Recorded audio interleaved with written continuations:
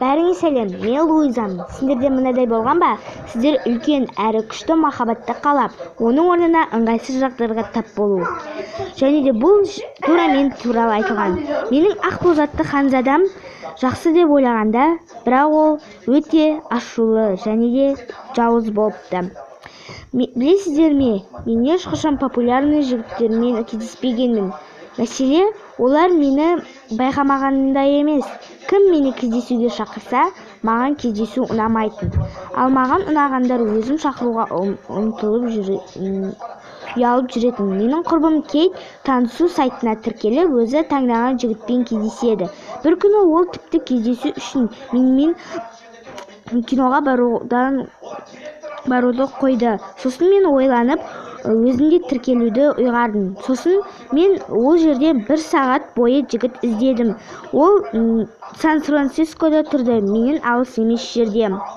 Оны Люк деп атады, және де ол өте әдемі болды. Сосын мен оған жаза бастадым. Бірнеше минуттардан соң ол маған жаза бастады.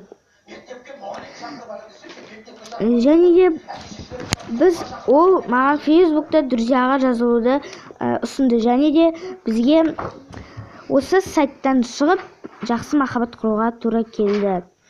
Шынымен ол Сан-Францискодан болды және қазір ол Европада университетте оқиды. Ол менен сәл үлкен болғанмен, бірақ үлкен болғандықтан ақылды болатын. Және экономнан біраз пайдасы болды. Біздің махаббатымыз 4 айдай жалғасты. Және де мен оған ессіз ғашық болдым. Сосын ол өзінің үйіне қайтып келетінін айтты. Оның әжесі қатты ауырған болатын. Және де сондықтан оған үйіне дереу қайту керек болды. Және де ол кез келген уақытта өліп қалуы мүмкін еді. Және де ол маған келші, мен саған бір тұратын орын тауып беремін деп айтты. Оның інісі, яғни ол маған бәрін істеп беремін. Тек маған билет алып, автобусқа мініп кету керек болды. Және де бұған маған ақша керек болды. Ол барлық жұмысты өз мойнына аламын деп айтты. Ол маған өзінің отбасының суреттерін салып жіберді. Және оның үйі үлкен болатын. Оның және де інісі болатын. Люк маньяк емес. Мен сол кезден бастап оны түсіндім. Және де біздің махаббатымыз өте қатты жалғасты. Мен оған жету үшін көп қиындықтан өту керек болды. Және де мен білдім, егер Люкке баратын ата-анам білсе, олар мені тіпті жібермейді. Және де менің досым болатын. Ол шынымен де Люктің қасында тұратын. Ол мені өзіне шақырды. Және де алдап-солдап әкем мен анамнан ақша сұрадым. Және де олар менімен сөйлесіп тұрды. Және де біз келістік. Мен бұның бәрін жауап қоюыма тура келді.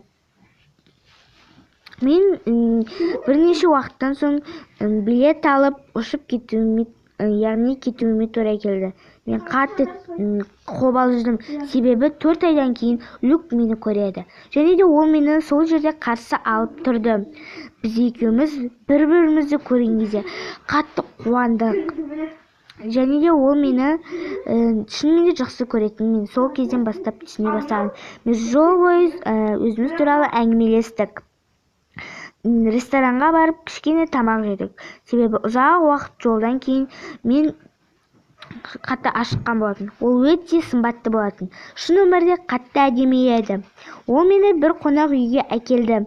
Және де мен оған звондайтын боламын. Мен саған звондайтын боламын деп айтып кетіп қалды. Мен оған дейін жайғасып отыра бердім. Заттарымды жайғастырып отыра бердім. Әрі жуынып алуыма тура келді. Өйткені ойладым, ол мені свиданияға шақыратын шығар деп. Мен жуынып өз-өзіме келген соң кішкене телевизор көрдім. Ол маған тіпті қоңырау да шалмады. Мен бұған қатты ызаландым. Және де уақыт тез өту үшін мен Instagram қарауды шештім. Содан кейін Люктың Instagramға сурет салғанын көрдім. Ол жерде достарымен түскен суреттері болды. Ол жаңа ғана салған болды. Оның достары және өзі болған еді. Мен қатты ызаланып, ашуландым, әрі бір жағынан ұялдым. Содан кейін ол маған звондамады. Мүмкін сылтау айтатын шығар дедім. Және де мен оны күтпей ұйықтап қалдым. Мен оған бірнеше рет звондадым, бірақ ол маған жауап бермеді. Таң атысымен мен жуынып, таңғы асымды ішіп болған соң қаланы аралауды шештім. Және де сіз маған ол жердегі адам, сіз әлі кетпегенсіз бе? Сіз заттарыңызды әлі жинамадыңыз ба? Деп айтты. Мен қатты таң қалдым. Сонда ол айтты, сіз тек қана бір күнге қалатынсыз деді. Мен ойладым, Люк маған бір аптаға дейін алған шығар деп. Және де менің екі амалым болды. Бұл жерден кету немесе ақша төлеп қалу болды. Бірақ менің қалтамда бірде-бір ақша жоқ еді. Сондықтан мен кетіп қалдым. Қатты ызаландым. Және де маған телефоннан қоңырау соқты. Бұл Люк еді. Мен оған қатты ашуланып айттым, сен неге мені кеше қалдырып кетіп, өзің достарыңмен бірге көңіл көтеріп жүрсің? Мен білесің бе, сен үшін ата-анама өтірік айтқанымды деп. Және де ол айтты, менің достарым әрқашан бірінші орында, сондықтан сенің маңызың өте зор емес, деді. Мен сонда қатты қиналдым. Және де ол трубканы қоя салды. Мен оған қанша рет звондадым, және де ол маған жауап бермеді.